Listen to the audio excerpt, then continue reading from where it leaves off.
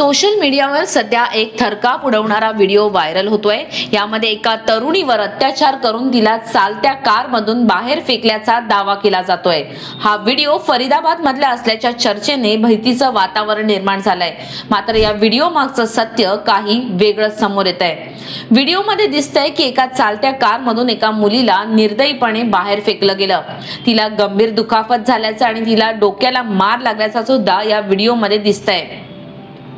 हा video share करताना अनेक जण असा दावा करतायत की ही घटना फरीदाबाद मधली आहे। स्थानिक भाषेत संदेश पसरवल्यामुळे लोकांमध्ये संतापाची लाट उसळली आहे। ज्यावेळी या व्हिडिओची तांत्रिक तपासणी आणि फॅक्ट चेक करण्यात आले तेव्हा काही महत्त्वाच्या गोष्टी समोर आल्या।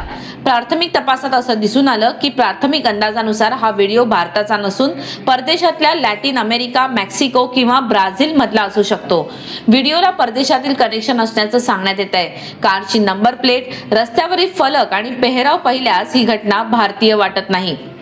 व्हिडिओमध्ये दिसणाऱ्या मुलीला गंभीर दुखापत झाल्याचं स्पष्ट आहे। मात्र हा प्रकार अत्याचार केल्यानंतरचा आहे की एखाद्या गुन्हेगारी टोळीच्या वादातून घडलेला आहे, याबाबत आंतरराष्ट्रीय स्तरावर वेगवेगळे दावे केले जात आहेत। या संपूर्ण घटनेला अत्याचाराचं प्रकरण म्हणूनच बोललं जात असलं तरी त्याबाबत अद्याप कोणताही अधिकृत दुजोरा मिळालेला नाही।